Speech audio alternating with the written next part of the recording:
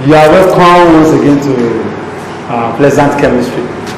Today is going to be a revision class and it's based on periodic table. So we'll be considering some questions related to periodic table. It's just a short exercise. All what you need to do is just to understand the concepts behind this periodic table. Once you've understood the concept, I'm telling you, any other questions under it will be able to solve.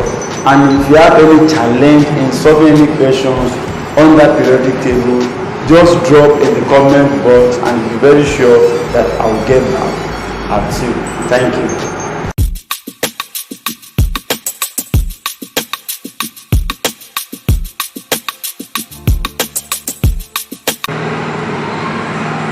Question number 1 here is asking us, the question is asking us to state modern periodic law.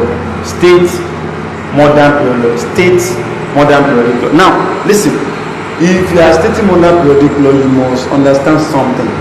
You must state that law according to the law. Anytime the question is asking you to state the law, please ensure that you quote that law the way it is written, or else you will not get the correct one. Now, state modern periodic law. Modern periodic law states that the properties of elements are in periodic functions of their atomic number. I take that again. Modern periodic law states that the properties of elements are a periodic function of what?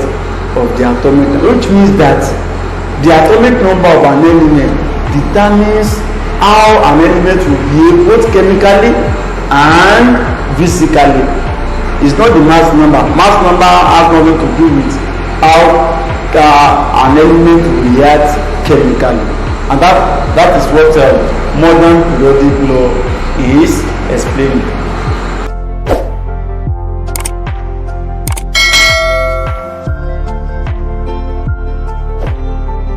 The next question: list 2 examples of periodic properties. Actually, we have like up to like 7 periodic properties, but I will advise you to study like the best 4 of those periodic properties. Number 1 is ionization energy. Ionization energy. Ionization energy. Ionization energy. Another periodic property is atomic size. Atomic size. Atomic size. Another periodic property is electron affinity. Electron affinity. Another periodic property is electronegativity.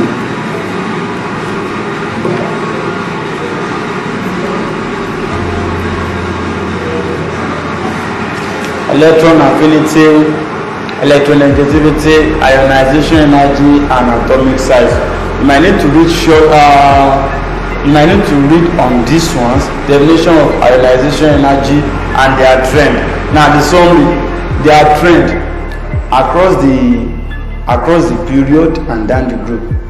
Master that. Their trend across the period and down the group. And let me just summarize it for you. All of them, with the exception of atomic size, ionization energy, electron affinity, and electronegativity, they increase across the period and decrease down the group. Should I repeat that again? Electron affinity, electronegativity, ionization energy. I said they increase across the period and decrease down the group, the 3 of them. But atomic size is different. Atomic size decreases across the period and increases down the group. I repeat that again. Atomic size decreases across the period and increases down the group. But the rest, ionization energy, electronegativity, and electronegativity, they increases across the period and decreases down the group. Okay. The next question, they briefly describe Pauli exclusion principle, Avbau principle, and the Ohm's rule. All these rules that you are seeing here are the rules governing writing of electronic configuration. You must master that too. Electronic configuration. Electronic configuration.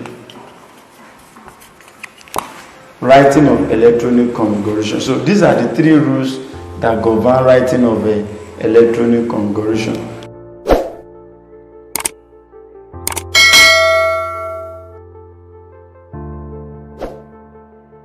Now, Pauli exclusion principle. This is the rule. It states that no two electrons in the same orbital, no two electrons in the same orbital of an atom can have the same value for all the four quantum numbers. That's all. So if you are stating this law, you must just memorize it and ensure that you know it. And the summary of the law, I'm going to display the summary of the law now. The summary of the law is just saying that this is an orbital. This is an orbital. And what's the meaning of orbital? An orbital is an house or a place where electron can be found, and then we use this box to represent an orbital. So in an orbital like this, and that is why when we are writing electron in an orbital, it is in opposite spin. One is up like this and one is down.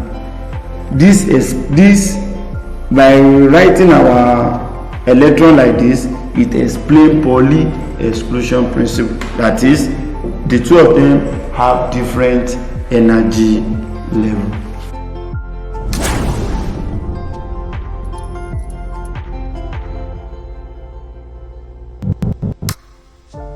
Now, Avbau principle states that in building up of atoms, electrons enter into orbitals in order of increasing energy level.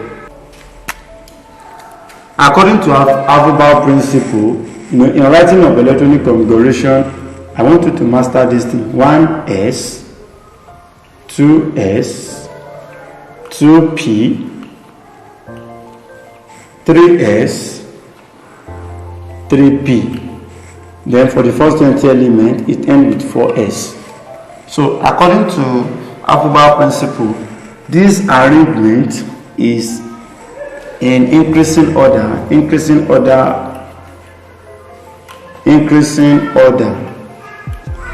of their energy level. The way we write electronic configuration is in increasing order of their energy level. And what does that mean? 1s has a lower energy level when you compare it with 2s. 2s has a lower energy level when you compare it with 2p. So here we are just saying that 3p is greater than all of them, 4s orbital is greater than all of them here. So, and that is according to Avbau principle. So according to Ohm's rule states that electrons occupy each orbital singly first before pairing take place in a degenerating orbital. And what is Ohm's rule trying to explain with this law?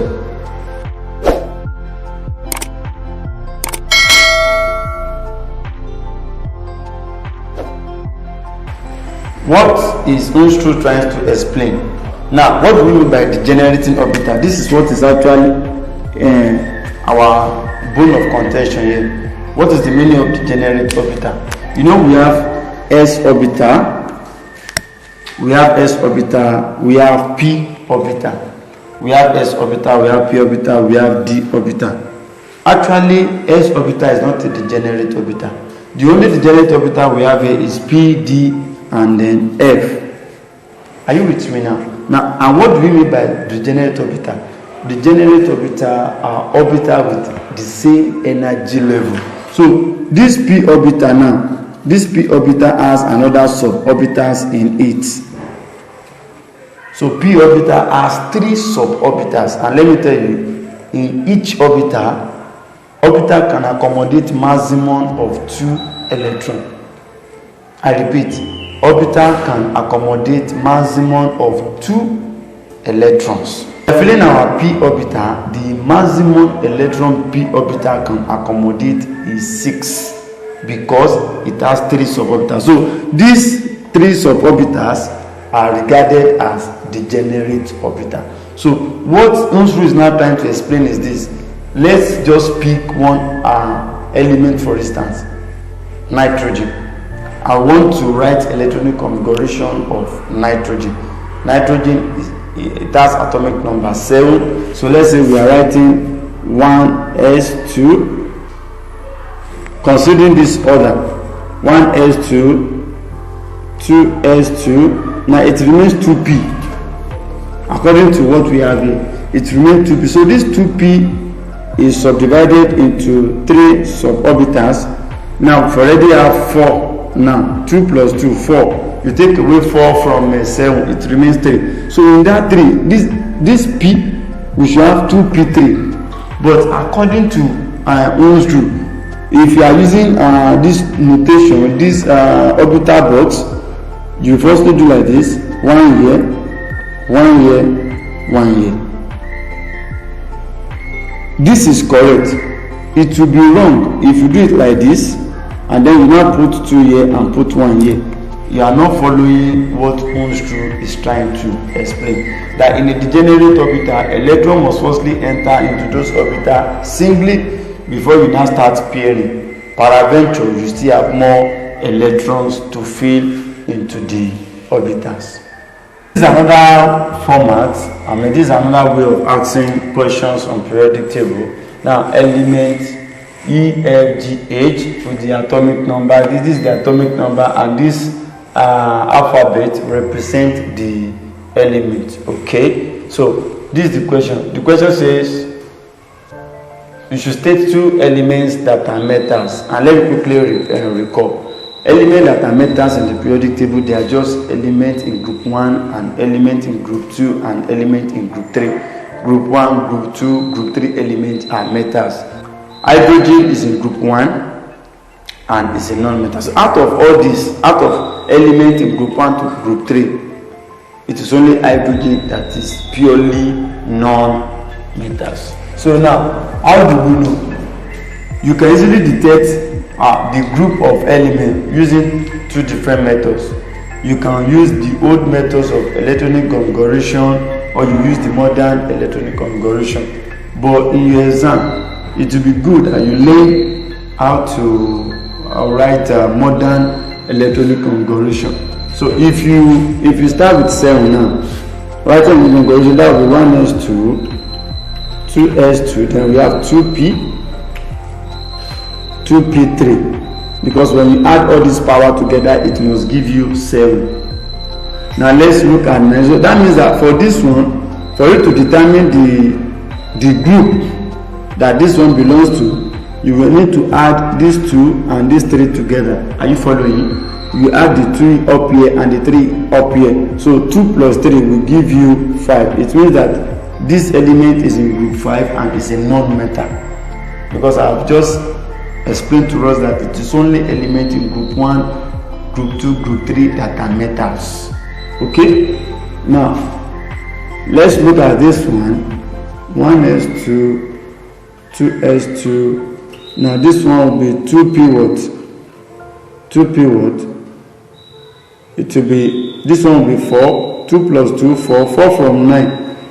So if you take away 4 from 9, that will be, it will mean 5. So this one also will be 2p5. So when we add 2 plus 5 together, this one is in group 7. This one is in group 7. So let's take this one. 1s2, 2s2, 2p6. Since we still have more value, 2p6. So 2 plus 2, 4. 4 plus 6, 10. So we still have 2. So we continue with 3s, 2. Now, because this one is ending with only s orbital, this number, the number up here will be the group. So this one is in group 2. This one is in group 2. So G is in group 2, and in that case, it means that G is a metal, and automatically, since this is 2 elements, this one will also be a metal because 2p2. So we just end with 3p1. So are you following? 3p1. So 3p1, you add this number and this number together because this one is ending with p. So 3p1 is already giving us 30. So 1 plus 2, that is 3. That means that this one is in group 3, and then our answer will be G and H. Those are the elements that are metals. Element in group 1, element in group 2, element in group 3, they are metals except hydrogen. Okay, the element that belongs to group 7 on the periodic table, I have, with this electronic configuration, you can easily determine that, and this is the one with atomic number 9. This one, 2 plus 2, 4, 4 plus 5, 9. But if you want to get the group, we just add 5 plus 2 to give us 7. So this one is in group 7. So the answer there is F. Please don't make mistake of writing the element. Don't write the element too. If you write the element there, it's possible you miss it. It's only if the question is asking you to state the element, the real element. But if the question is not asking you to state the element, please don't state the element. Okay. The next one there, the elements most likely to form an ion with a charge of plus 3. Now, let me still recap this, that group 1, group 2, group 3, their valency is positive. Their charge is positive. They are called electropositive elements. So in that case, their valency, which is their group, the group of an element can as well regard as the valency. Like the group 7 element now, the valency is also 7. Are you with me now? So this one with plus 3, the only one that can have plus 3 is group 3 element.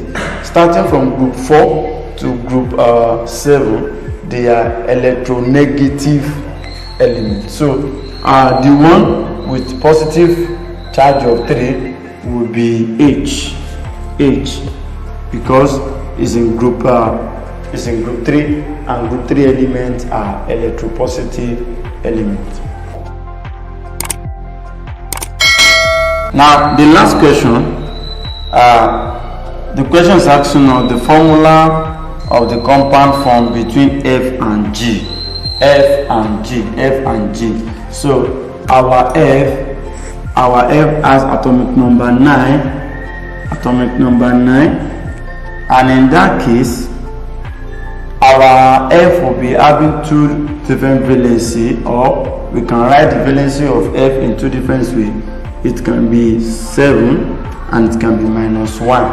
The reason it's going to be -1 is that this 7 remain 1 to complete. So in that case, F is electronegative element with a charge of F is electronegative element with a charge of 1, -1, and then our G, I've discussed it the other time that the valency of our G is +2 because it's in group 2. So our G will be having a valency of a +2. But please don't make this mistake. Don't do it this way, because F comes first and then G comes second. When you are writing a formula of a compound, the electropositive element will be the one that will come first before the electronegative element. So in this case now we are going to be having G2 and then F1. Okay, so since their valency are not the same, they are going to interchange this valency as a subscript, and then eventually we are going to have G GF2. That will be formula of that compound GF2. So please be careful. Don't put the real element there. The formula will be GF2. Till I come your way next time, make sure you read your book, and I wish you success in the exam.